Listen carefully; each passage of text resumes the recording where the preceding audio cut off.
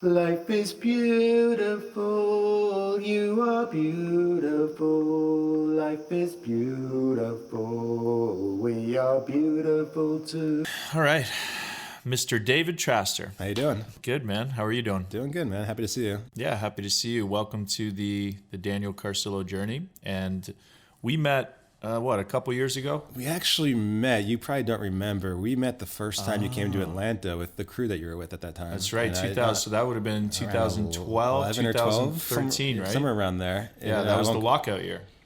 And I Yeah. won't get into that because that's your story, but like that was there. No, please do. Yeah, so that was with like Ben Eager, right? I was there. I think Claude Giroux. So for those people that don't know, maybe I'll dive in. We were at the Atlanta Clinic, Yes. which was then the Carrick Institute. Yes, Carrick Brain Center at the time. Carrick Brain Center, and it's funny because not really funny, but Steve Monador went to Dr. Carrick.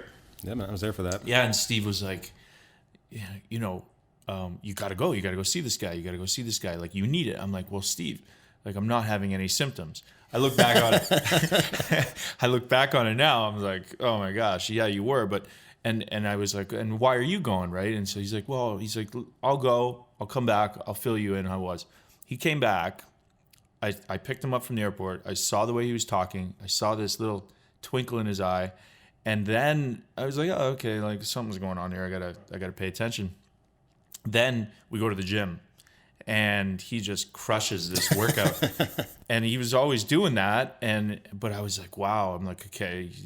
I'm like, who is that guy again? Yeah. So and I was down there, I think in like 4 days. 4 days Probably later. that little clinic at the university.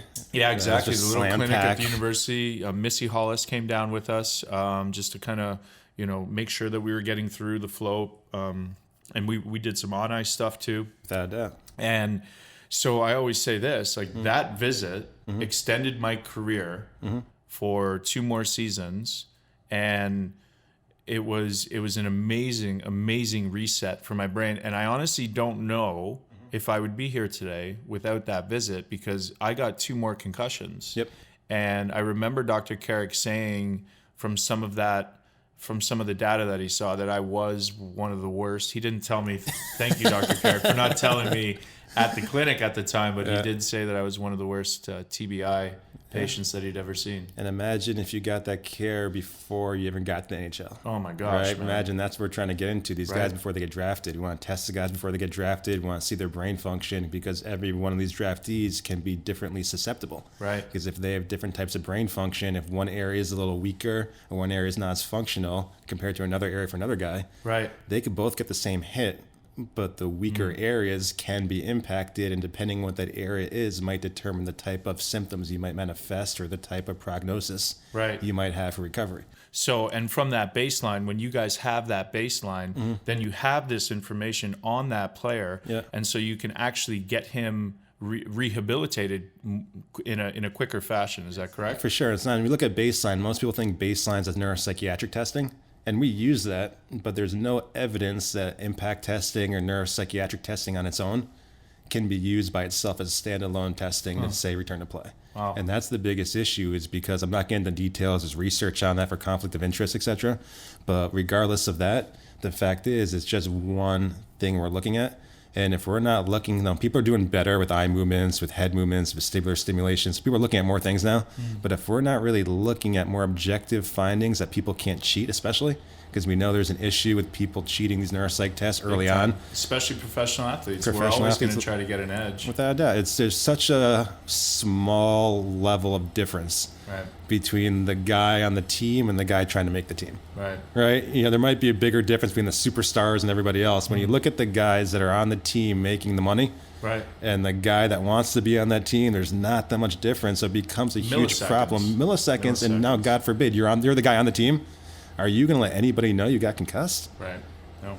And especially because of, especially the state of one sport that withholds this type of information from us. They don't want us to get scared. And so if guys don't have the proper information, they're not making an educated decision. But this actually came up in the last podcast with Nick Davenport about what's in between the ears. Yep. So, so you're telling me with what you just said, guys in the ECHL, guys in the AHL, and even guys in the NHL who are kind of on the cusp.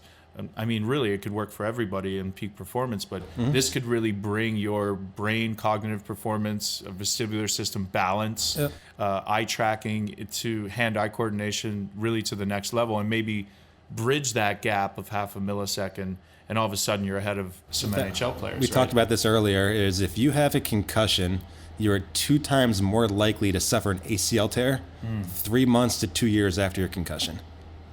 Think about that. How's that? Can you break that down a little bit? I'll say it differently. Yeah. Let's say you didn't have a concussion. If your neurocognitive scores are lower than average, you are still more likely to get a non-contact ACL tear. Wow. And so the correlation looks at what does your brain function look like and how proper or how appropriate is your brain function, because your brain coordinates your muscles. And when you start looking at these non-contact injuries, you have to start looking at how the brain's regulating the joints and the muscles around a joint, right, and how it's transmitting and accepting force and using the force to push off. Right. And that's all brain function, you know? It's not, you're not getting hit. And so when you start looking at, wait a second, these guys aren't concussed and they just have lower cognitive scores and they have a higher chance of ACL tears. Of course, if you get concussed, what do you think's going to happen, right? You have a different type of brain function, and now you're more susceptible to an ACL tear, and that's just what's studied. We don't know about ankles. Yeah. We don't know about shoulders. Else, we don't know about anything else. Right. We don't know about your chance of another concussion. What about? Yeah. So I was just about to ask that. What about cumulative trauma? What about? We know for the sure head? The second you get one concussion, you're more likely to get another one. Okay. We know it seems that once you have one, there's a window that there's inflammation, your reaction time's slower. Right. And then for most people within 2 weeks, we think it gets better. Right. And we think you're back normal. If it goes beyond 2 weeks for adults, you have post-concussion syndrome. Okay. Repetitive concussions we know are bad. And this goes back to your point. The tricky thing is we know certain things for sure about concussion, which we think we know for sure. Right. And then there's a lot of gray. And then a lot of decisions are being made on the gray. And not having an open conversation about that. And to your point, and some people might say, well, we're not telling the players things because we don't know enough and we don't want to give information that's inaccurate where they're making decisions till we fully know. Right. On the other end, from the player, you should deserve to probably know. Yeah. And have that conversation, you know. And I think the problem becomes isn't about necessarily are they withholding or are they not, which is a factor. Right. But like, why can't we have a conversation? Right. Right. Just and a why? Conversation. Yeah. And as much as the truth that you know right now, I believe we should be aware of. Right. Like things like keeping the word dementia on these supposed posters, or even just as an educational piece, just saying the word dementia, because that is, we were speaking about it earlier, what you are more at risk for. It's not just this 3-letter word. It's all of the neurodegenerative disease spectrum. And then to your point, we don't know why, but I think it's a pretty safe guess to say that the more you hit your head, the more likely the chances are that you could develop one of these neurodegenerative diseases. Hitting your head's not good. So we could all agree on that. We all agree the more you hit your head, the worse it is. Right. We could all agree on that. But what we're finding more and more as we learn about CTE is things we thought about CTE a few years ago just aren't true. You know, we didn't have a strict enough criteria. And so we thought people had CTE, but they had other degenerative disorders. Whether they had that because of a concussion, we don't know. But we do know is that there are people in the population who claim to never have hit their head that after they die have what looks like CTE.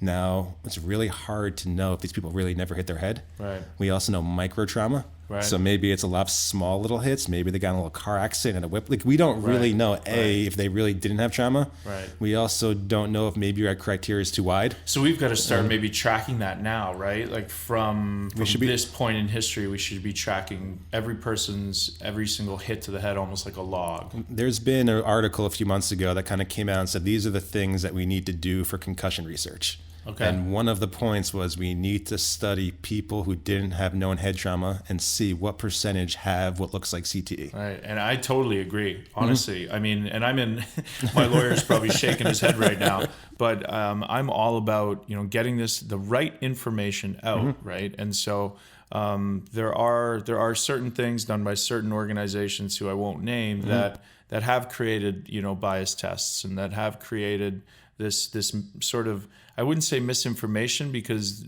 they know we know what we know right now, and Yeah. we're not able to refute.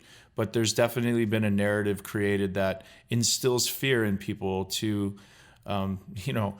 give me your brain, when you die. And to me, regardless if that's true or not, there's an advantage and a benefit to that. Right. Getting funding for research is very difficult, right? So if you could get funding, it's a huge opportunity. So while there might be groups that have that stance, to me, instead of looking at them as a negative or attacking them, it's an opportunity. Right. Right. So I Right. look at those groups as an opportunity to educate, as an opportunity to communicate. Right. And maybe it works out, maybe it doesn't. But Right. instead of looking at certain groups, we should say, man, although they're going that direction, look at how well they're doing in that direction. Right. Can we open their eyes to maybe some other options, or maybe even just changing the narrative a little bit, Right, just and tweaking highlighting it. other things, because Yeah. that might not necessarily impact and even improves their funding. Right. It You gets know? as simple as just providing a little bit of hope. And that's Just it. provide a little bit of hope for people, And it's important Don't 'cause make it so dark. If you're suffering from PCS, it's dark enough. It's and you dark. Don't have to. And again, I was sick for a while with Lyme disease, so I'm very hesitant to give false hope, right? So I'm not the person that's like, if you look at our marketing, we don't ever use the word hope.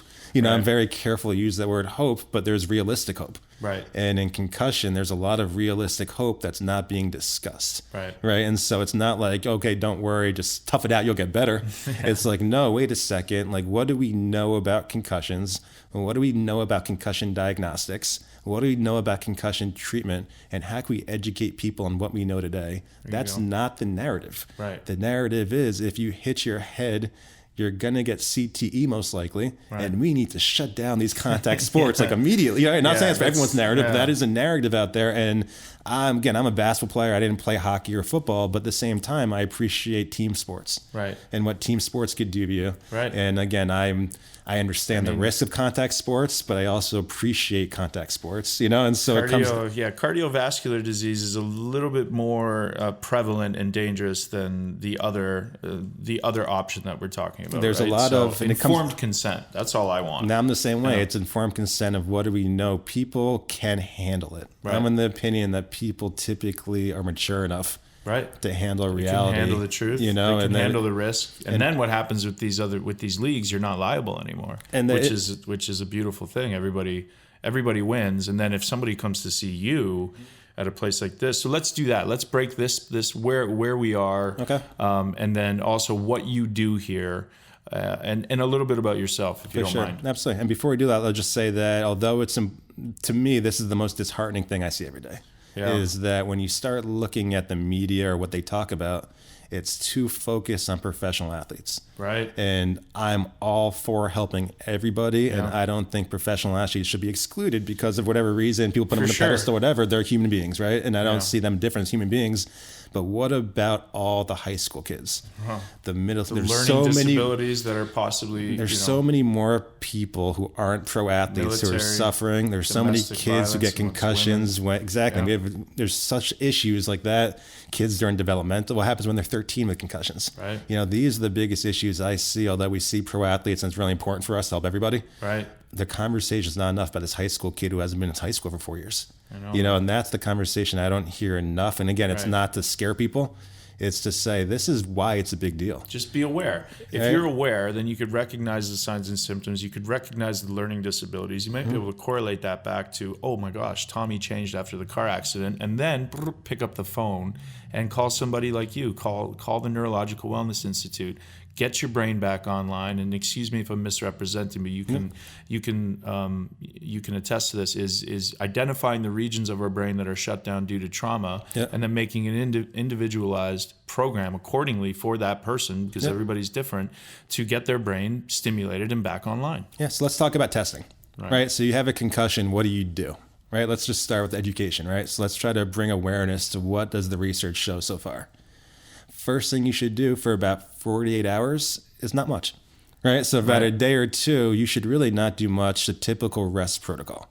Relax, rest, maybe take a day off from school or from work and just sit and just dark, right? Don't do too much, do as much as you can.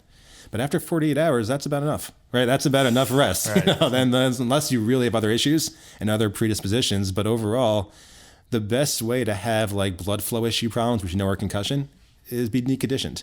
Right. So if you just sit in bed for long enough, you're going to start having symptoms that look a little like post-concussion syndrome. Right. You know, so we want to start looking at people around 48 hours and start doing some testing.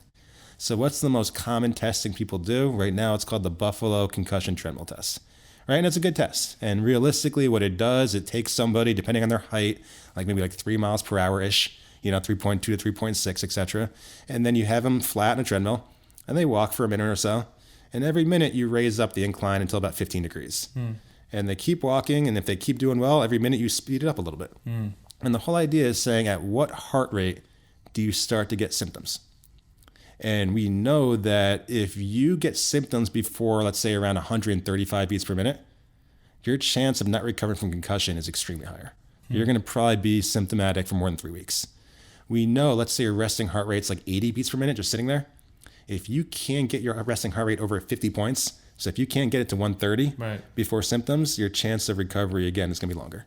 So right away, that demand on your brain cause symptoms. We know there is a higher chance you're going to get symptomatic. Right. And that's referred, so that's why you guys check the autonomic system? Right away. Blood pressure, heart rate, symptoms during cardiovascular exercise, and what can we say about how your brain deals with some aerobic demand. Right. The nice thing about that test before we jump into treatment is we can actually use that. And let's say that you get symptomatic at 150 beats per minute. We can take the 80% of that, which would be 150, or looking at 120 beats per minute, and we could start training you up to 120 beats per minute. And what's been shown in research is just sub-threshold cardio exercise at 80% of the heartbeat of when you get symptomatic.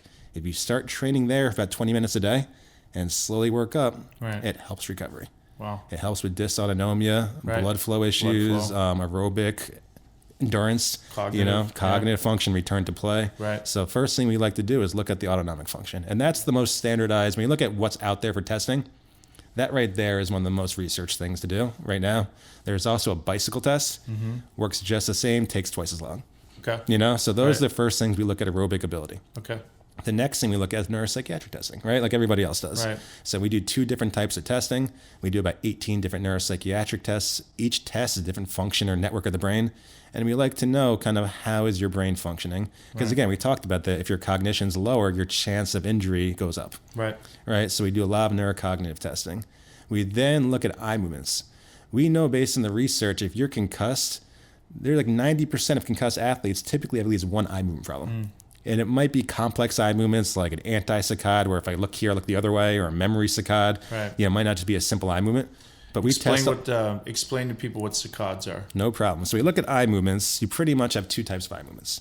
You're either looking at something or you're looking at something else. Okay. I mean, that's pretty much what you got, right? So if you're looking and I'm looking at you and you're not moving, we call that a fixation. Okay. My eyes are just looking at you. Okay. In concussions, what we find is sometimes people can't stay looking at a target. Or their eyes are darting back and forth. Sorry, and then or they're slipping off like nystagmus. They have these square-wave jerks, and they can't stay on a target. And your eyes and neck are linked together. So if your eyes are shaking, your neck gets tight. And these things correlate with headaches. They can correlate with anxiety. They correlate with brain fogs. They correlate with attention issues. Because every time your eyes dart over there, your brain's now attentive to over there. And so a stiff neck after a concussion is because the eyes are now beginning to shut down, and then the neck is overworking. It's one possibility. Right. Because you could also have a whiplash injury. Right. So you could just hurt your neck, but when you hurt your neck, you could also affect your eye movements. So they correlate back and forth. So you can't just say this is one. You've got to look at the whole picture and say these are the whole constellation of things that you have. How can we put it together? And so fixation, we see just looking at something. The next thing is I'm looking at you and you walk, I could follow you. Right. And that's called the visual pursuit. So I'm still looking at something, it's just moving now. And again, we see people with concussions have problem with what's called the visual pursuit. And you see all the time, what do you see on the sidelines like a football game? Follow the thumb. And a lot of people think, man, what a stupid test. Well, guess what? There's research to support imaging with concussions with this stupid test. And so it actually is not a stupid test. It's a really good test because if you can't track this finger, there's evidence that's called diffuse tensor imaging. And diffuse tensor imaging is like an MRI, but it's a little different software, so they can actually track the pathways, what's called the axons. And we know the axons are typically more susceptible to injury with concussions So typically MRIs for most concussions don't show anything, right? CTs don't show anything. Right. But these diffuse tensor imaging, when you look at axonal shearing, actually starts showing more information. Not for every concussion, but for a number of concussions. And we know if you have shearing in the axons based on diffuse tensor imaging, it correlates really well with your ability to follow a target. Okay. Right. Wow. And so that's pretty cool because a lot of people kind really of, cool. right, like poo-poo Great. this Yeah. finger test. Oh, right. yeah, And yeah. it's like, wait a second. There's a reason that we're doing this, and then you can explain that to athletes too. I mean, you're gonna have to, right? Like You we have always to, right? want to know why. And you have to. But again, there's a good theory I live by. If things have been done for thousands of years, there's probably a reason for it, and we might not know. Right. Right. And so as we learn more, we're like, oh, like we talked about transcranial magnetic stimulation. And that's a new thing for depression. Some people use it for concussion. Right. I did a lecture on it last year, and I talked about how Egyptians were taking fit eels out of the Nile and putting on their Doing heads that, huh. for depression. Right. For the same conditions. And what does thousands of that years do? ago. It's excitatory for the receptors or synapses? Or? What they did is they actually dissected these eels that they were using. Okay. And they actually showed dipole. So they actually showed like a battery. And so it looked more like direct current. Right. And so you look at TMS, it's more of like a magnet. Okay. When you look at direct current stimulation, it's usually a lower form. Like TMS is like a little more powerful. It's almost Right. like a woodpecker. Right. Where direct current stimulation, you barely feel it. It's like half a milliamp. Okay. You know, so it's very light and It's it still get- working.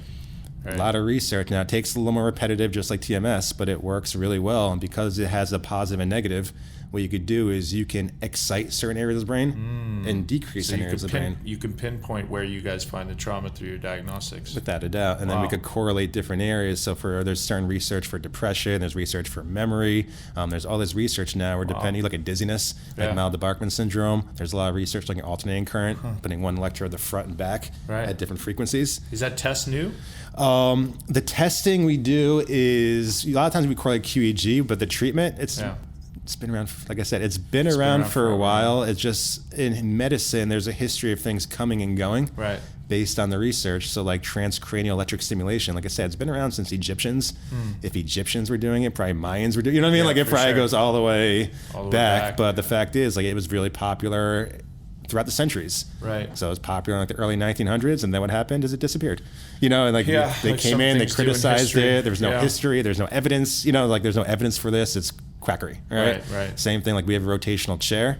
You know, there were doctors in the early 1900s calling the spin doctors, Yeah. and they were spinning people around in chairs for depression. Right. Right. And so you Right. start looking at that, but then it went away where the evidence is. And now, you know, with the FDA approval, hopefully, like there's gonna be more evidence. Yeah. So like a lot of things. We live in this society that's driven, unfortunately, by evidence and data and science. and it's not bad, right? So Right. It's evidence not a is terrible good. thing. The problem is misconstruing the evidence where everything needs an RCT. Right. Right. Just Right. because you don't have a control group and just because you don't have the specific design doesn't mean that other things don't exist in the world. Right. Well, and taking that evidence, you know, and you know, that's the holy word, right? And so because there are things that we can't explain, Yep. that we know that do for whatever reason, Yep. they do work. And the brain is complicated, and we don't have a lot of technology that's good enough yet. Right. It's not fast enough. It's not clear enough. So with the brain, there's so much we don't know. If we've got to live by I can't do anything without an RCT, Right. how do we ever progress? Right? How do we ever progress with anything? Because we don't know if you have CT until you die. Right. Like we don't have a biomarker when you're alive to really Right. know what's going on yet. And so how do we yeah. really learn? How can if I have evidence based on physiology and evidence that shows that this is what this does, but there's no RCT for it, why shouldn't I be able to use it? Right. We've had people like some of my colleagues, talk about Dr. Carrick, he's practicing 40 years before a lot of RCTs were there. Imagine people couldn't practice without RCTs. You know, like what would people do 30, 40 Right. years ago? You know, Right. so things exist and RCTs are important to learn how to continue to do things better. Right. But if we can't do new things based on other types of evidence, how do we ever get to the point of RCTs to evaluate what we found? Right. You know, and that becomes a tricky thing in concussion is there's like two camps I see a lot of times. There's a camp that's so RCT based. Right. They don't want to do anything and they're always a little late to the party.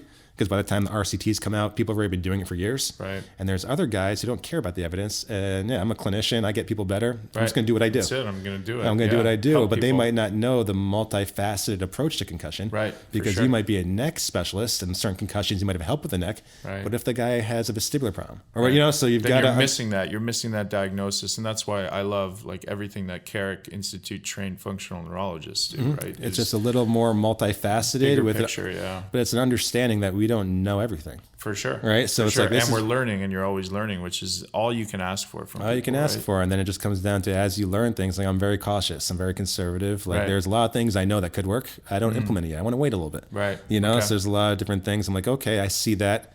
I see some evidence. The evidence isn't that strong yet. I'm going to watch it. Right. So there's things that we implement here that we don't implement where we hear it. We really investigate it, we research it, make sure it's consistent, make sure if months later it doesn't repeat, like go other way Right. and say, oh, we were wrong. And then if we see it consists for a year or so, let's do it. Okay. And so that's what we do with our diagnostics. Like we said, we have the eye movements. Right. And back to the original conversation, we also have what's called a saccade. And a saccade is looking at something else. Right? So if I'm looking at you and they look over there, it's a fast eye movement, and that's generated by a different part of your brain. So all these eye movements are generated from different parts of the brain. Some areas are shared, some are different. Right. And we know with concussions, sometimes your reaction time is longer.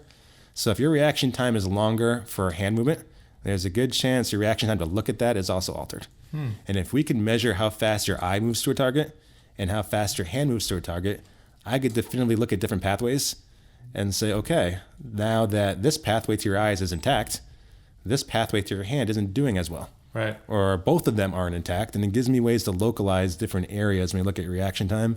And we know the eye movements with saccades sometimes are slower. If they're slower, a lot of times it's associated with autonomic dysfunction. And so Yeah. we start looking at shared areas of the brain and say, okay, if this cell in your brain does 10 jobs, the way it fires is the same for all 10 jobs. So if it can't move your eyes appropriately, there's a probability it's not doing any of its jobs appropriately. Wow. Right? So these eye movements, all of a sudden, if we understand the area of the brain they're in and the other jobs they function in, we could start correlating eye function with different other functions. Right. And the nice thing is eye movements are so dispersed in the brain, they're very susceptible to injury, which is why up to 90% of patients have at least one eye movement Right. disorder. And so it gives us a lot of information, and we test a lot of different eye movements. Okay. Then we look at your balance. Again, standardized tests. Right. Typical. We have a little alternate, kind of a best test, and it's really eyes open, eyes closed, on a flat surface, on a foam surface, head in different positions, Right. counting backwards. And what we do is we look for what's called a sensory error. Okay. And this is really important in concussion that we look for. That again is in the research, but I don't see it as much. I see a lot of what's called neurovascular coupling that people are trying to do Okay. and incorporate blood flow to areas of activation. Okay. But I don't see the other one as much. And so what we call sensory error, it means that this is the example I always use. If I'm standing up straight, my brain can know where I am based on where my body is. 'Cause my body tells my brain I'm up straight. My back is straight, my legs are straight, my head is straight, and my proprioceptive muscular system says I'm straight against gravity. Right. My vision sees the world and says the world looks straight up, right? I'm looking straight, the world looks appropriate. And then my inner ear vestibular system is like a scale, and it says my head is straight, right? It's not tilted this way, it's not tilted this way, it's not turning. And so the brain has a lot of redundancy because what happens is, let's say I started leaning backwards. If I lean backwards, what happens is my hamstrings get a little shorter and my quads get a little longer on the most simplistic level. Right. And to the brain, that signals I'm leaning backwards. Why? Because my brain knows if my hamstrings get shorter Right. and my quads get longer, that means to my brain that I'm leaning backwards because we have receptors in our muscles and joints that tell our brain where we're moving. At the same time, my inner ear is going to say, I'm leaning backwards because my otolithic, my vestibular system is going to be tilted and it's going to say I'm backwards. And my vision is going to say, well, now I'm looking up. Right? And this should Right. all tell me I'm going backwards. Right. But what happens if you have tight hamstrings? Right? If you just have, Becomes a little bit how many harder people have to- tight yeah, hamstrings, a right? lot, So a lot of people yeah. have tight hamstrings. So now your brain is like, well, my body says I'm leaning backwards, right? Because your hamstrings are tight and that's going to reciprocally inhibit your quads, Right. right? And so now you're like, my brain says, my body says I'm backwards, my inner ear says I'm up straight, and my vision says I'm up straight. That's what we call an error, a sensory error, or one signal saying different than the other signals. Right. That's a problem. Right. And that's a problem for the brain. It takes energy to compensate. Right. Luckily, we have different areas of the brain that's what they do. They And compensate and they is that kind of where neuroplasticity kind of starts to weave into the story? weaves in, says, Yeah. okay, the brain's like, you know what? My vision says I'm straight. My inner ear says I'm straight. My muscle says I'm backwards. Those guys must be talking crazy, right? Like that just can't be. That can't wrong be with right. those guys, What's yeah. wrong with those guys? Something's up, right? Wake them up. Yeah. Exactly. So then all of a sudden, what happens is brain's like, I don't want to listen to that anymore. Yeah, I'm not going to listen. I'm going to listen to more of these guys. Okay. You know, and usually if you have one error, you're not going to be as functional, but not the biggest deal. Right. But what if you now have two errors? What if now, son, you're concussed with a whiplash injury and you've got a little bit of a vestibular problem in your brain and now all of a sudden you got blurry vision? It's compounds. Or what if you're 80 of glaucoma? Right. You know, or different type of pathologies of vision. So you Right. start looking at, does the brain know where it is in space? Because you have these basic subconscious functions. And this is what we were talking about, what you're doing with kind of the cognitive training, which is Right. really cool because Right. you have different subconscious functions that should deal with things you shouldn't have to deal with. Right. Heart rate, blood pressure, not falling in your butt, right? Just standing up and not letting gravity beat the crap out of you, Yeah. you know, and not falling. And these are things your brain should do. Really important. You're going to die if you don't breathe. You're Right. going to die if your blood pressure just stops, right? It Right. just drops to zero. Like these are things your brain needs. And if these lower areas of your brain are dysfunctional, these higher areas are going to compensate. A lot of cognitive issues I see with concussions, and I'm talking about like concussions within right away to 10 years, right? I'm not talking about 40 years later. Right. A lot I see is compensation. Right. And I see a lot of times people's cognition is compensated for the other functions and they can't do two things at once, like dual tasking, because the brain can only do so many things at once. And so I see a lot of problems with a lot of concussion with like autonomic problems, balance problems, eye movement problems sure. more midline, Right. older, basic functions. Right. I don't see as much of, what's there, obviously, everyone's different. Is it along that dementia like parabola curve almost like after? Somewhat It's later. similar? It's Yeah. later. It comes later. But a lot of times, like now, you could have a frontal lobe injury. You could Right. have a temporal. You could have injury anywhere. So you Right. got to assess everybody. But more commonly, I see problems in like the brainstem and cerebellum, and other areas in the thalamus that are a little lower, and that we've got to do different types of treatment than just pure like frontal lobe neurocognitive training. Okay. And so what you're doing is cool because you're incorporating these basic functions with cognition. So you're kind of forcing the brain to start multitasking. Right. With shared function. Start stacking it. I just think it's so important for processing speed, and especially for, let's just take hockey players as one community, right? Even military, who, especially hockey players, there's no out of bounds, number one. Everybody's moving at 30 miles an hour, depending on how fast you're skating. There's a bunch of things that you have to calculate with your eyes in a very short amount of time.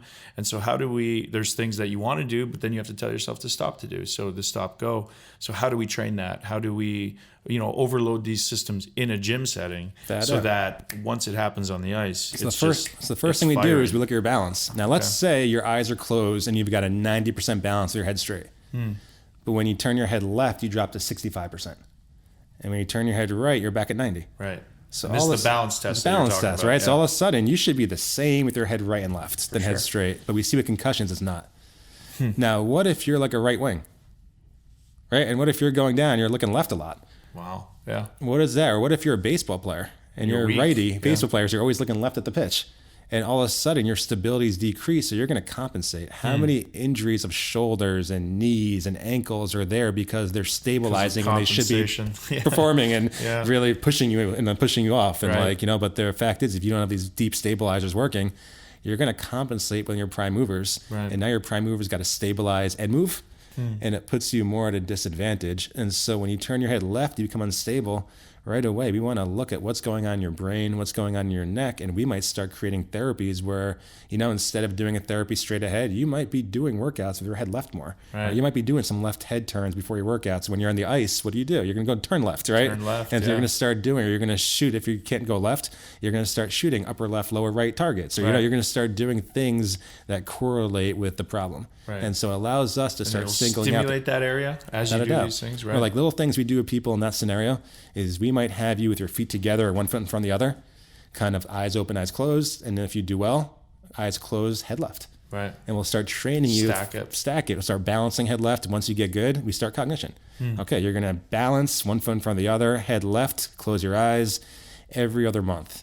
every other letter, every third letter, 3,843 minus sevens, Yeah. right? Words that start with the letter P, things like that. Go through your day tomorrow, and just start having cognition and mentally prepare for your practice, or, Right. and we just start doing cognitive aspects Right. with the sensory error while we challenge the balance. Right. And so every one of our diagnostics really translate to different forms of treatment depending on what you test Depending for. on what you see on the baseline, exactly. And if you test all perfect, even if you have a concussion, there's nothing, I can't help you. Right. You've got to find someone else. Because Right. if you pass all of our tests, even if you legit have a concussion, then we have done a bad job of trying to figure out the best testing, Right. which we're still trying to figure out. And we continue. So when people come in, which doesn't happen a lot, but if they pass all our tests, we don't accept them because there's nothing more we can do. Right. But we appreciate that they still might be concussed. Right. And that's why we still look for more testing. Right. Although most of the time we could catch something, but we're always looking for more testing, more treatment that's validated, that looks promising, that makes sense. Even if it's Yeah. not RCT, Right. just research that's physiologically sensical. So right? say somebody cruises in here and they're Mm-hmm. just like, they're totally healthy and they're looking to take their brain function to the next level. Without doubt. Can you do something? Without doubt. Yeah, The okay. nice thing is that, and again, if they come perfect, I don't know. Maybe your Yeah. best thing is like go to your trainer and we'll Right. work on maybe a different type of training. Maybe we gotta do more high intensity. Maybe Right. we gotta do more high reps. Maybe we gotta do more maybe Right. we just need to put you through a different training program. If you're really that healthy. But most of us aren't so tightly wound up. And most of us have things we could all improve on. And the scariest thing is you look at like mild cognitive impairment. Mild cognitive impairment is early dementia, like the early signs. Most people don't recognize subtle cognitive deficits. Oh, I forgot where the keys were. No big deal. Right. Right. And these little things you don't think is a big deal until it's a big deal. Right. And so these are the things that everybody has little issues here and there. Can we capture it? Right. And so that's part of the reason we do the QEEG and we look at brainwave activity. We look at a full exam and evaluation, and we try to look as much as we can because, like, for example, when you look at brain activity, MRIs don't show you brain activity. Right. CTs don't show you brain activity. Even Right. diffuse tensor imaging we talked about, a great test, it looks structure. It looks Right. at, it doesn't tell you really brain activity. So you're left with really fMRIs. You're left with like SPECT scans. You're left with QEEGs. Right. And other more advanced, really expensive testing besides that. Right. The QEEG is the most affordable. fMRIs are super expensive. And again, they're not as much research, although certain groups use it and they're trying to develop research. It's it's not as much as we'd like to definitively say that's concussion. Right. SPECT scan, same thing. It shows you blood flow. Right. And you can, And can that change? Can't those SPECT scans change if you have a cup of coffee before you go in there? the brain is so plastic Right. that what you do is going to affect it. The question just becomes is what are you coming in with? Right. Right. If you have brain fogged, chances are if you get a drink of coffee, it might change, but chances are your brain fog's so significant, Right. you still gonna be might there. see decreased blood flow in the frontal lobes, or you still might see increased delta on the frontal lobes, or you Right. still might see decreased blood flow or decreased glucose. You still Right. might see these Still things. pick up on those things. Despite, but obviously, same the heart rate variability. Heart rate variability is a great tool, Right. but you got to be consistent. You Sure. can't check it one day in the morning and one day at night. Well, the so good you thing is gotta- now that with the technology, we've got a bunch of these bracelets that can continue to track that, which is amazing. cool. Which is something that we were talking about earlier about how do you track, how do you collect data so that you can then show, because there's a lot of people out there that are not so ready to accept kind of the anecdotal, and so And they should. Look, you track should. it, You yeah. should be. Question it, you should, always. for sure. You should be skeptical. Before I got into this, I was super skeptical. We talked Yeah. about it. I didn't believe this stuff. Yeah. I didn't. This isn't. I had a concussion. This isn't necessarily something I went through when I had my concussion. Right. But I've seen it so many times at work. I became a believer. But for 100%, you should be skeptical with everybody. It's your life. It's your health. You've got to be your own advocate. Right. I tell patients all the time. People always ask, should I ask my doctor this? Should I ask my doctor this? I'm a little worried to ask him what's he going to say. And I tell him, if you don't say it, who will? Right. Right. You've got to be your own advocate because the doctor only has the information in front of him and he wants to help. Right. But depending on his treatment, whether you tell him you had a concussion or not, that might not alter his treatment at all. So he might do the same thing either way. So you might think he's not listening to you, but reality is he's already knows what he's going to do for you. That doesn't alter it.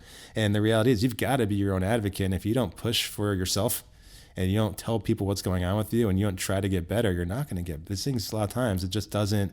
If you didn't get better within a few weeks Right. or within a few months, some things might improve slowly, but the research shows definitively that external rehab is a more impactful to the brain than internal processes. Right. So we know when you get injured internally, you're going to have processes with inflammation and different immune activation that's going to try to repair the brain. And they'll do it the best way they can. But doing external rehab and pushing the pathways in a specific way Right. is going to be better because the way the brain's going to do it is more efficiently. Right. It's not necessarily the best way for your life. It's the way that's most efficient to help you. And we call that a compensation. And what we do with our patients, we look and say, how are you compensated for your injury? Right. Are you compensated? Are you decompensated? And if you're compensated, is that the right compensation? You know, no different than like if you have like an upper cross syndrome, right?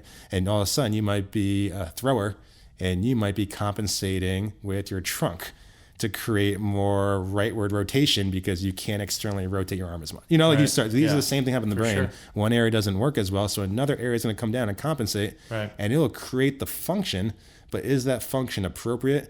Will it last when you're fatigued? Are you more susceptible to injury? And are you performing your best? Right. And that's when you look at people who are relatively healthy.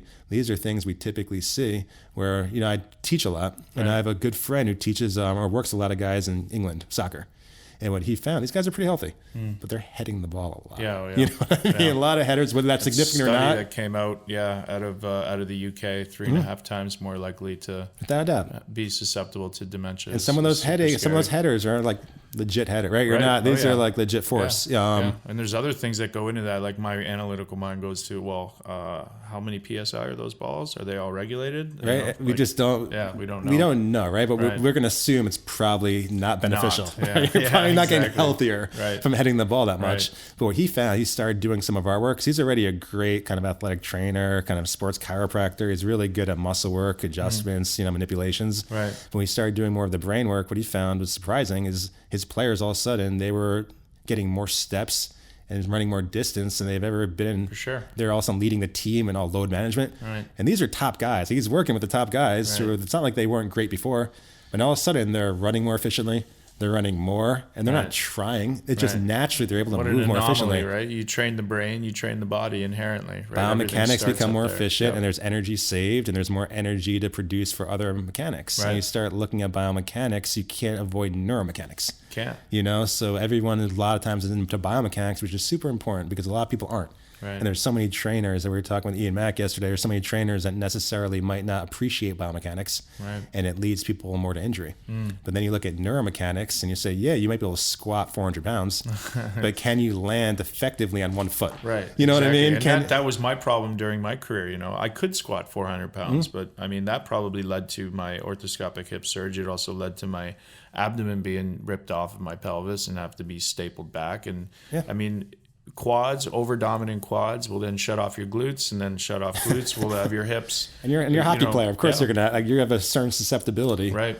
But I mean, getting all of those things to work in the function that they're supposed to work, to get those muscles to fire in the sequence that you want them to fire, you don't need to squat 400 pounds. You don't need to do that, right? And so that's why I love what Ian's doing. And then adding that neuro aspect, which is why we met last week with Nick Davenport. I mean, Mr. Mental Muscle is just unbelievable. Like what they can do. And then adding those two elements to what you're doing to get these guys baseline, not only for injury prevention, but peak performance. I mean, it's just, important. that is the way. And then they have Sam Gibbs, naturopath, who's doing all the biomarkers, who's doing the gut biome. I mean, how on earth are you going? That is like, even me just saying it, this is the first time I'm saying it out loud. It's like, wow. Yeah, Like, it's that is an amazing, amazing program. But it's education. About a few years ago, I was approached to go into like a high fitness gym, like the typical athletic training gym where high level athletes go and train at combines, etc. And they wanted to bring what we do in. And my point to them was, these guys are paying how much for the training?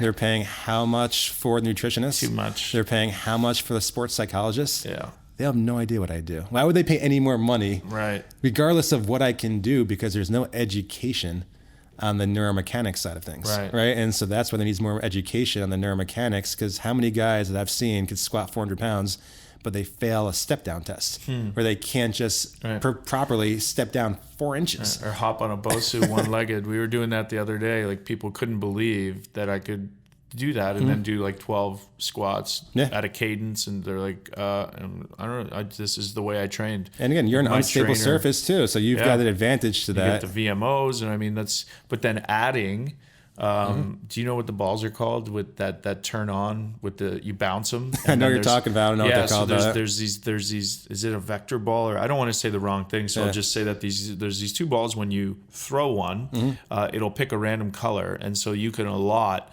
say left hand blue, right hand red, and then you can bounce as that guy is on the VMO. For sure. Even if he's on a bike, you know, cognitive just reaction training. Start adding that stuff in. Without a the doubt. stop go and all that. All that stuff. I mean, you know, we got like hula hoops of why different aren't we doing colors, that? those little things, different colors. Seeing more and more of it. Catching them, right? You call it out as you're on the agility ladder, like, and so that's what's exciting too about meeting somebody like Nick, and then meeting somebody like obviously you and Dr. George and what you're doing here at the Neurological Wellness Institute, being able to put that together into a concise format and then give that to athletic trainers and therapists. I mean, that's the future. That's the future for 100%. sure. And the question becomes, and this is why we look, is that's the future. The question I always have is how specific is it going to be? When I say the future, I mean, it's here right now. Like that's, People don't, certain pro athletes might be aware of it, right? Certain people might be aware of it. A lot of people and they're aren't. just scratching the surface. Scratching the surface. Man. Again, how specific can it be? Yeah. The brain is very specific. If you want to get better at the piano, don't practice the tuba. Yeah. Right? You know what I mean? That's not a good strategy. Right. So training has to be specific. And so it's got to be specific, not just for your sport. Obviously, sports specificity has gone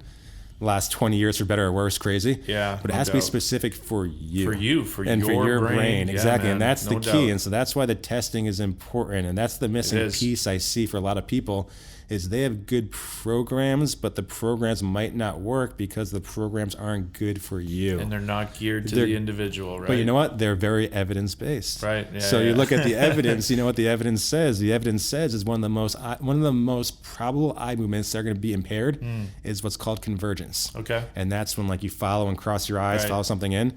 That's the most common eye movement. So you know what people are doing? Everybody gets convergence exercises. Yeah. Why? Because the research supports that the most doesn't need common them. Yeah. exercise is convergence. So do it. So if somebody doesn't need the convergence and they're doing the convergence, could that exasperate other areas? Without a doubt. It just depends. So like a common thing we see that drives me a bit crazy, to put it lightly, is vestibular rehab has been shown to be beneficial for concussions for balance and dizziness. Cool. Yeah. Right? So then you say, what is vestibular rehab? Vestibular rehab was designed as an eye, head, balance type training for dizziness. Most, if not all, but pretty much most of the research is on inner ear disorders. Vestibular neuritis, BPPV, Meniere's, and the idea is you've got an inner ear that's dysfunctional, you've got a brain that is functional. And the idea is what we want to do is bring the person, move their head fast enough that creates a dysfunction in the inner ear to force the brain to compensate. So it's almost like you have two scales that are different, and we want to force the brain to figure out the difference. And that works really well for inner ear disorders. So what you see is a lot of people looking at a dot actively by themselves, shaking their head really fast. Right. For inner ear disorders, that's okay.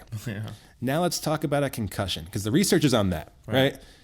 Now a concussion, many times you have a healthy inner ear, maybe you have what's called BPPV, which was something we won't get into, but you have a healthy inner ear, but now a dysfunctional brain. And now so if you have a dysfunctional brain, how's your biomechanics in your neck going to probably be? You probably had a neck injury, and now you've got poor motor control of your neck. And now you're asking someone to move their head fast, even if they're dizzy, and they're giving so much information to an unhealthy brain. Doesn't make much sense. It's the exact opposite of what we typically do for concussions, right? For inner ear disorders, we do what the research supports, but for concussions, our vestibular therapy is more passive. We want to train your neck a lot of times how to move appropriately. We want to train your vestibular system, your neck, to start working appropriately, your head, and we do things more passively to retrain the biomechanics. And then we slowly increase the intensity, just like the cardio. We need to find the intensity your brain can handle without becoming symptomatic. Because what I see a lot of times is people go to these different physical therapy or whatever place they go, and they do so much fast. You know, there'd be 4 people in chairs, 1 PT, and done. It doesn't PT a Chi, whatever it is, and they just do all these fast head movements, and it makes people typically worse. And the theory in vestibular rehab is you're going to be worse, and then eventually you'll get better. Because the idea is it's a dysfunctional inner ear. So at some point your brain's going to figure it out, right? And because it's dysfunctional, your brain's healthy. But what if your brain's unhealthy? And you keep doing that, is your brain going to figure it out? Probably not. It's going to get worse.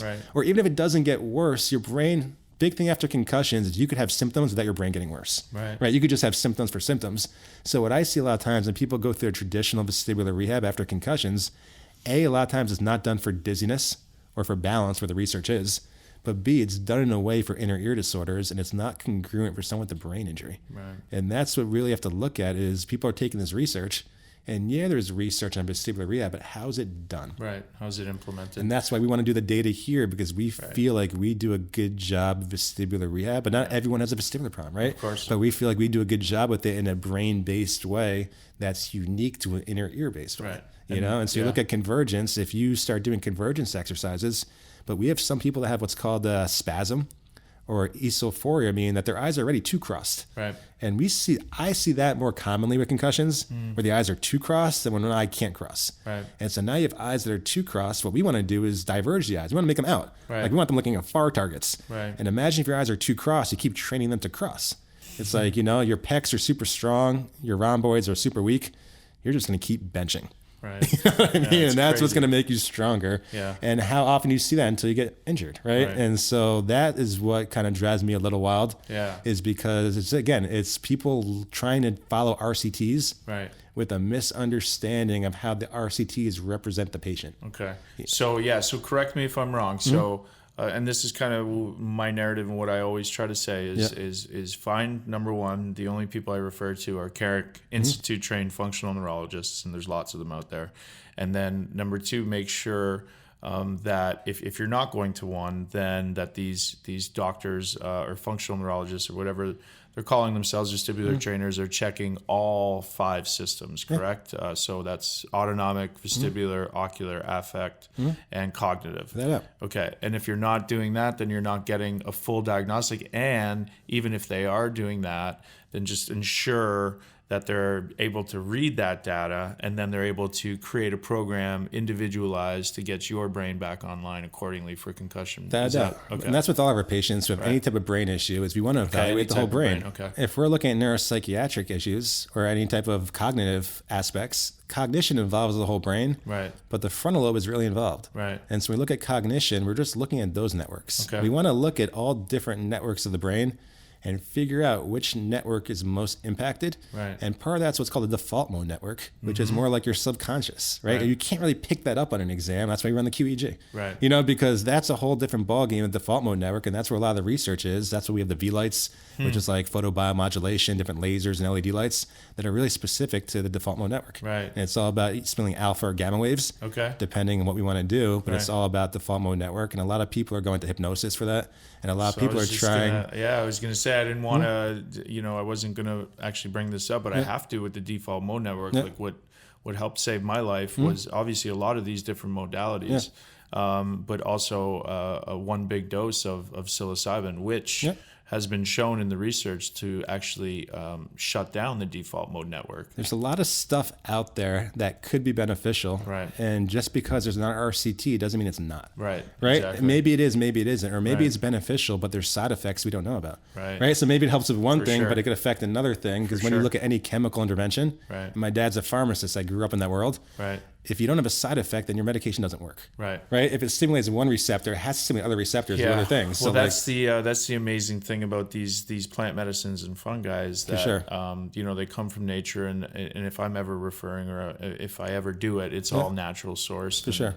But yeah, it's just like such an exciting time because what I have heard in these clinics is like a lot of neurogenesis, right? Neuroplasticity, and so I think it's exciting for me because some of these people are now coming to me like, well, we've tried this, kind of the same spot I was in. It's like, all right, well, then maybe there's this. And then if that doesn't work, well, then there's that. And there's definitely options. There's definitely just options. You've just keep got to providing be hope, right? You got to be realistic, right? Realistic hope. Like Right. here are the options. We don't know if it's going to work for Right. you. This worked for but me. try it, It's yeah. anecdotal, but Right. like it just comes down to an honest conversation. To me, it's all about honest conversations Right. and just not trying to sell hope, Right. but give realistic hope. Provide, you know what I mean? Like and then and this is perfect because this goes into that kind of that last piece of the puzzle that we were touching upon, which is the spirit, Yep. which is like how people out there view their injury, because I hear it so many times, and I'm Huge sure big you deal. hear it all the time.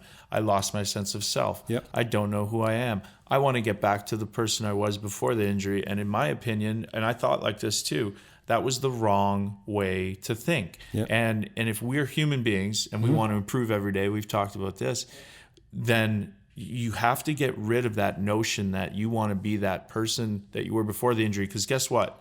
And I'll look into the camera when I say this, people, I'm better than I am before any of my injuries. So there's an opportunity to continue to grow. And Mike Hart said this on a podcast that we did, and there's post-traumatic stress, post-traumatic growth. And if you can use these things that have happened to us in a positive manner to help elevate and just understand that, well, I'm doing something for myself. I'm driving to this clinic. I'm doing this placebo. I'm doing the test. Yeah. This will work, or it will do something. Having that positive mindset, the brain can't distinguish between an event actually happening and us thinking about it. Same chemicals being present. So I think important. that's huge. Yeah, I think that's huge. Here's what we know for sure. Forget about concussions. Any injury. Right. If you have any injury or any stressful event or any life event, if you make a catastrophe out of it and you catastrophize it, the chances of you being chronically ill or mentally Right. ill from it just goes Right. through the roof. Right. So no matter what happens, and that, for me, like I had shoulder surgery that started my process of health issues, and for me, it was the biggest thing in the world, right? Like I was always pretty good at basketball. My sophomore year, I went to 5-star. I got my butt kicked by really good guys, and I realized those best guys in the camp, they're the guys working the hardest. Right? They're not just the most talented. They weren't just born gifted. And I realized, man, if I want to be good, I got to work. Right? And so for me, I spent about a year and a half after that, every day, 6 hours a day, waking up, hour ball handling, hour shooting, 2 to 4 hours pick. And I did it. Hard work And I works, did it. baby. And it got me Yeah. a lot better. And then right before my senior year, my shoulder blew out. And all of a sudden, I made that the biggest deal in the world. Right? And it set me up for more chronic disability. Right. Now, having said that, I had Lyme, I had other issues that bothered me. But right away, if you make something catastrophe, your chances of recovering are just much, much harder. Right. And I agree, you're never going to be the person you were yesterday. And you shouldn't. Right. And you could You should relate to always this. wanna get better, I don't know if you yeah. saw the Kevin Hart documentary. No, I haven't seen that You yet. should watch the newest one because this Okay. whole thing is more about, it's about his life, what happened with like the Oscars. And his whole thing is kind of like, I said that 12 years ago and I was wrong. Right. But who would I be if I didn't grow from that? Right. Right? If I'm that same person 12 years later, Right. then I'm just not a great person because I never learned, I never grew, and all of us should be learning and growing. We all do things we regret, but we should appreciate that, accept it, and move forward. Right, You for know, sure. and so when you start looking at concussions or any health issue is an opportunity. It's not a fun opportunity, right? It's not a pleasurable opportunity, but if you can figure out your way out of it, you will 100% be a better person. Yeah. You will 100% see things at a bigger picture. Right. And you will 100% be more empathetic. Right, And yeah. you'll start really appreciating other people's emotions more, other people's struggle more, and you'll be much more connected as a human being toward people. 100%. Where before, at least for me, not that I was a bad person, but I was just a typical athlete. Right. Right. And it was just sure. more about me. Selfish. You have to be extremely selfish to be able to achieve And in like, that high level and like sports. Asperger like focus. Yeah, for sure. And like yeah. just super Almost unhealthy, focused, yeah. very not being a good athlete is not necessarily the healthiest thing, right? Right. No, and it's not. so so you have to have that type of focus. Yeah. So sometimes just even if it's not an injury, just getting like a Carmelo, just getting Right. out of the NBA for a year. Right. And just being able to see things in a different perspective. The sure. unfortunate thing with concussions is it forces you out of your life. Right. And when you look at people in general, but athletes especially, people are very goal oriented and they do everything they can to reach that goal. And it's one thing if you fail because of you, right? You're not good enough. You didn't work hard enough. Like it's Right. one thing you always could say, like I look at myself in the mirror. And a lot of guys who are really good, they'll tell you, like, my goal wasn't to be a pro athlete. It was to be like the best person I can be, right? The best athlete I can be. And if that's a pro, it's a pro. Right. You know, but when when your life gets taken away out of your control, it forces you into a really tough spot. And how do you deal with that? You know, how do you deal? Yeah. Are you going to be I mean- depressed and just be in bed all day and just be sorry for yourself? No. Are you going to be looking for answers? Are Yeah. you going to, like how are, And there's times I think you flow, right? You flow through these depressive states. You flow through. Okay, now I want to get up and try something and get better. And it's viewing yourself and the injury and knowing, like, deep down, like, I knew, even though I was doing so many different things, and I knew I was going to find something. Yep. I knew I was going to find something that was really going to wake up. But I think in doing all of those things, I realized that they worked for me at certain times, and they could work for everybody else. And so providing, like, this holistic kind of circle of these treatments could work, right, for you if you give them a shot, if you give them their just due, and if you don't bring into the mindset that, oh, I gotta do this again, And sometimes we have those days, but for the most part, trying to stay as positive as we can, and implementing things like meditation and implementing, like, this is such a blessing. I view my injury, and I don't know how you view your Lyme disease. I view my repetitive head trauma injuries as the biggest blessing in my life, because now I'm sitting here with all of this knowledge and meeting amazing people like you and getting to talk to hopefully get this out to other people to help them, right? So at the end of the day, just helping. And then you're able to practice gratitude. You're able to practice forgiveness for certain leagues that did lie to you, withheld information, and I mean, that's an amazing place to be. It's peaceful. That's You're I could not tell fighting you, anymore. I could tell you my treatment, part of my treatment, right? I have a lot of different treatments, but like, we talk about certain patients I've seen recently, and a lot of times there's a correlation with, like, concussions and addiction. And I've seen a lot of times people actually overcome their concussion, but the addiction's the tougher part. Right. And that's kind of my conversation with people with addiction, because a lot of us have struggled with different types of addictions. Right. And my conversation with those type of my patients is simply the same thing, is that you need to be busy.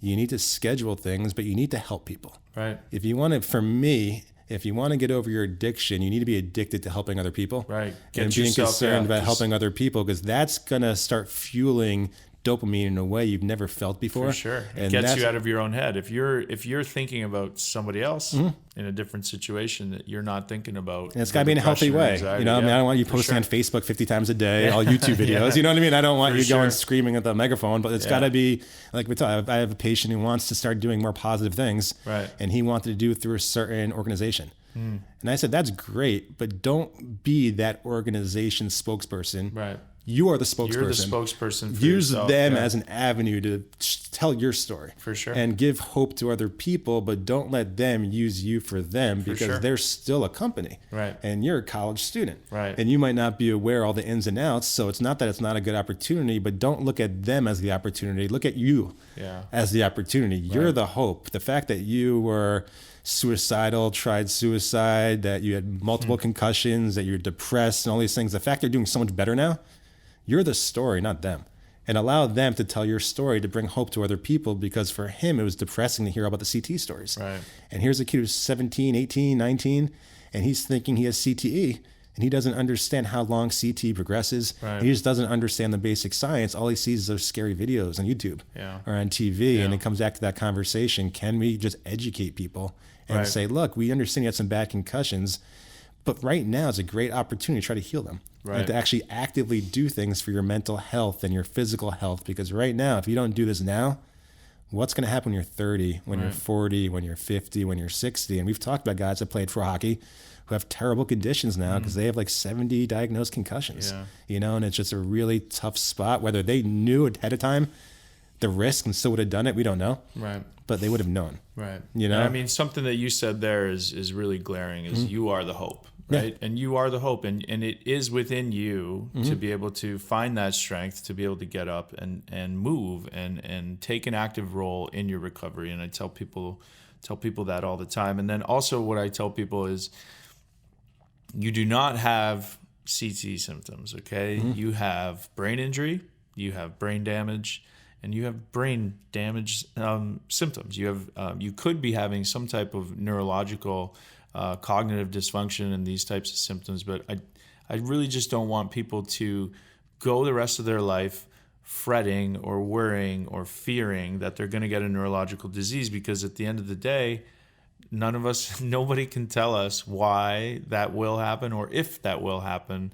And so what's the point? I mean, the definition of anxiety is, for me, being way too far into the future or too far into the past. So I just implore people listening to this, just Try to stay as much as you can radically in the present moment. When you're here during these treatments, you are here during these treatments. When we're here in this conversation, we're here in this conversation, you know? And so I think that's a really important lesson for everybody. And I think it's important too, because of that fear base. And we talked about this, that I'm a clinician. We don't know if you have CTE until you're dead. Right. And if you donate your brain, we could do an autopsy. Right. And we could see tau really deep in the brain. We could see around vessels. They're a little different than other pathologies. So without that, we really don't know. Right. And so you start looking at that criteria. The criteria is so broad. So if you are 40 years old or 50 years old and start developing some symptoms, right away, it's a delayed onset because now you're 50 and you didn't have symptoms before. We don't know when that started. And so it got delayed when it started. And at the same time, you're saying it's gotten worse. So now it's progressive. So that's two things that check the category that you might have CTE. Now, if you've depressed or anxiety, there's a mood disorder. If you've got a headache, check. That's four things. I could probably say, did you ever have a concussion? Right. And if you had a concussion, I could say as a clinician, there's a chance that you might have CTE. We don't know till you're dead. Now, if you go to any you get a concussion, you're going to go either neurologist or psychiatrist or neuropsych. So if you go to any psychiatrist's office, they typically deal with mood disorders. So now someone gets depressed in their 40s or 50s. How common is that? Pretty common, right? Pretty common to get depressed as you get older, curve, right? yeah, A couple more stressors in your life. Things might have gone different ways. A little bit more weight. Yeah. So right away, you know, 40 or 50, you might get depressed. So now you got a mood disorder. Your depression's getting worse and it happened when you're 40 or 50. If you were concussed when you're 18, delayed onset, progressive, mood disorders. Do you have any irritability? Guess what? If you're depressed, there's a chance you're irritable. So all of a sudden, again, so you start looking at these categories. It's really hard as a human being who's alive to really say one way or the other. And I think there's a conversation that's like, well, if you had concussions, you're going to have CTE. Yeah. And it's kind of like, no, like why is a guy who's 80 years old who dies only have a stage 1 CTE? Right. Why did he never progress to 3 or 4 when other people's do? Yeah. We don't know. Right? We just don't know. But why is that conversation not had? Why did that guy not progress? Is it really progressive? Right. Or did his just start so late? Why did his start so late? Yeah. Right? Why do normal people have what looks like CTE? Right. Right? It doesn't mean that concussions aren't bad, but these are conversations that we should have just to understand it better before we start making laws. Yeah, man. And before we start, these are the open conversations where teams should have conversation with players. Right. Right? The players love the game. Yeah. At this point, the players know about concussions. for you know what I sure. mean? They're not blind about it. Right. Like, so the fact is, there should be more conversations on teams, Should high be. school teams, And education. college teams, pro teams, middle school, Yep. just about this stuff, and make sure the parents are aware, make sure the kids are aware. And if we've got to change the rules, okay. That's it. Signs and symptoms, man. I mean, I talk about it all the time. And I mean, talking about conversations, I appreciate you. I mean, we could talk forever, but I think there's definitely going to be a part 2, 3, 4, 5 to this. So why don't you, number one, thank you. Yeah, thank you. I appreciate you for coming in. everything that you do, first and foremost, here. And then thank you for being on the podcast. If people are trying to find you, how can they find you? Yep. So right now, the Neurological Wellness Institute is our name. NeurologicWellnessInstitute.com is our website. Right now, we have 2 clinics in the Chicago area. One is in Wooddale, a little bit in the west suburbs, and one is right in downtown Chicago, right by Michigan Ave. And we're opening up a 3rd one in South Florida next year. Nice. So we're going to have 3 clinics doing multi-site research. We currently have 10 doctors. Every doctor has the highest training in functional neurology, right? Yep. So we're not just hiring people, throwing them in, calling them something. We only hire the best people. That's part of my job is training. So they come in, they're already trained, but we have our own training program. Right. And then people get treated the same way. Pretty much we standardize our intake, so everyone gets the same intake, but we don't standardize protocols, meaning that if you go see your doctor, he doesn't have to follow a protocol.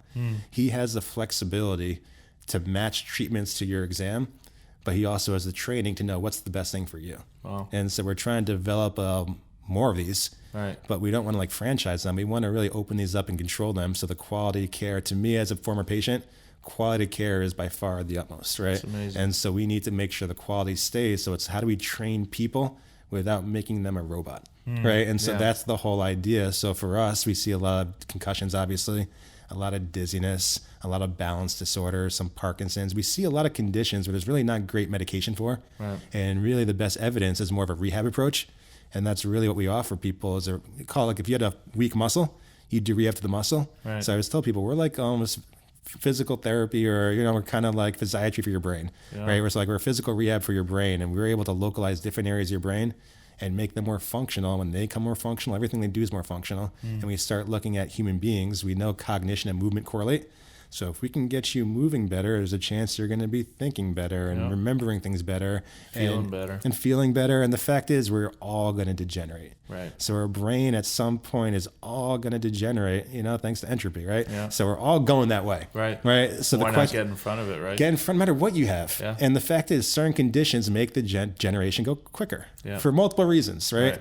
But regardless, if you are healthy, even if you're drinking, smoking, 90, perfect memory, you probably still gonna be doing better. That's it. Right? But if you're healthy, why does someone at 55 all of a sudden get dementia and they have no symptoms or signs before that we don't know? So why not? Like I'm 37 right now, and people always ask me, what do I do for my brain? I was like, well, I'm 37, so I'm like 5 years late, if not longer. Like I'm trying to get on it now. We talk about trying to relearn music. Like I'm on it now. Right. So I realize if I don't do this at 37, what am I going to look like at The 50? stimulation up Or at and- 60, yeah. it's not going to be pretty, because I see it all the time with my clients, because you don't notice these mild cognitive impairments, because what people end up doing as they get older is the same thing in a routine. And so they're not exposing themselves to new things. They're not as aware that their brain has gone down a little bit. Right. Because what do? They get in their routine. People like routines, So all of a sudden, until you get out of your atmosphere and your environment, you start realizing, oh, wait, I haven't tried this in a few years. I'm not as good. Right. So we need to really understand brain health, brain function. People know their blood pressure. People know their cholesterol. Why doesn't anyone know anything about their brain? Yeah, man. And when you look at contact sports, especially, why are we not doing more baseline testing on kids when they're 10, Yeah. right? When they're young, watching how they develop. We're able to pick up different type of developmental issues with different primitive reflexes, different eye patterns. So we're able to help a lot of kids with reading, not because they're dyslexic, because their eyes are inappropriate. And if you can't move your eyes well, how are you ever going to read? Yeah. Right? If you can't look at the word, if you're looking at the word, your eyes are going like this, you think you might be labeled as a Yeah. reading disorder, But if you can make your eyes stick on it, right? So there's so many things about the brain we're learning, and there's so many things on the horizon we're going to improve. And that's beyond just like disorders. Yeah. Human function is going to continue to evolve Sure. and improve, Peak because there's going to performance, no be doubt. machine brain interfaces are on the horizon. Right. So you're going to see some more interesting thing in the next 40 to 50 years of how technology and the brain are going to start correlating. And it's a very exciting time. We didn't know anything about the brain until like the 90s. Right. So we're like 30 years into it, which isn't that long. Like my friend's a cardiologist. He's an emergency cardiac surgeon. He's like my best friend. And so we talk sometimes. He's kind of like, you guys are where like cardiology was like Yeah. 50 years ago. So you know what I mean? It's so Like, exciting. It's so exciting. I mean, I find myself, even with this podcast, I mean, Yeah. these are the conversations I want to have so that people know this in a longer format that people can really start delving into. Start delving into functional neurology. Start delving into your own brain, how you feel, recognizing signs and symptoms, supplementation. Start diving into your nutrition, Yep. hydration, intermittent fasting. All of these things can be added that don't cost any money, or not a lot of them cost any money. like It's just that. straight discipline, and you can improve your quality of life. and we have to remember what changed my life a little bit. I mean, being sick for 10 years changed my life a lot, right? But there's always arguments people use. And so one of the arguments is, well, you got better off mushrooms, or you got better off this. That's placebo. That's just you. Yeah. And that's a possibility, right? Placebo, nocebo, that stuff is very, very real. Right. But I just look at my history, and I'm biased, right? Right. I'm biased toward my experience. You're biased toward your experience. My dad's a pharmacist. I went 7 years to every top doctor to be treated. I took the medications. I took everything I thought would work, and none of it really worked, right? There's one medication that helped. The other ones didn't do anything. Right. Eventually, I was coerced to go to a chiropractor I didn't believe in. I walked in being like, this guy says anything weird. I'm walking out and I give him a dime. Like I was just not open to anything alternative, quote unquote, or different. And he gave me things I didn't believe in at all. And again, some of the stuff he gave me helped, and some stuff he didn't. Right. Right. And so it started realizing like, yeah, that's worked for me. And although there is probably some amount of placebo involved, the stuff I really thought was going to work didn't. Right. Right. And eventually it just came into what worked for me. And what didn't work. But it's not like I had this idea that I'm going to go this guy and this is going to work. And then he kind of talked me into how great I am. Like it wasn't kind of like that. So I think we have to be aware that just because something doesn't have an RCT doesn't immediately go into placebo. right? It's an option. man. It's For sure. it's an option we Totally should agree. discuss. But For at sure. the same time, there might be reasons why this stuff works. And we should investigate it more. We should research it more. We should know why it helps. We should know why it might not help. Why we shouldn't use it for some people. But you start looking at some of the things you're looking into. You start looking at mood disorders. That's where the research is at. And people are looking at these things, marital issues. You start looking at issues, and some of these different types of drugs seem to be very it's a trickle-down helpful effect. very quickly. Yeah, And so yeah. I've heard psychiatrists are using like MDMA and finding improvements in one session. They didn't get with years with people. They're in And I'm phase not- 3 trials, with Right. the FDA treating PTSD in veterans. All this So, stuff is yeah. there, and I'm not proposing anyone go out and do ecstasy, but at the same time, it's like these Just are the take a things. look. Take These a are the look. things that Make are your out own there. educated decision. Like I said, yeah. we don't implement anything here until I see enough data Yeah. over a period of time where we course. do it. So that's why we don't have like an injection station here. Not because it might not help you. Is I haven't seen enough evidence over a long period of compelling time data, to say yeah. this is good for my patients. Yeah. And if you want to try it, I'm not stopping you. There's Right. 30 places around the block that all have injection Especially down stations here, yeah. that you can get. Go, try it, and I'll tell you my pros and cons. But we just aren't going to put anything in here yet, Right. until I see it just more repetitively. Because for us, it's always do no harm, Right. And if it does help, cool. Like I could talk to you about all these different topics. Right. I just don't personally do it. So, Right. well, I mean, I think you guys stick to your niche and you keep doing what you're doing and you keep providing the hope. And to everybody out there listening, like you so eloquently said, you are the hope. Yeah. So, hopefully everybody listening to this knows where to find you now. And I thank you for coming on, and I'm sure we'll be talking to you soon.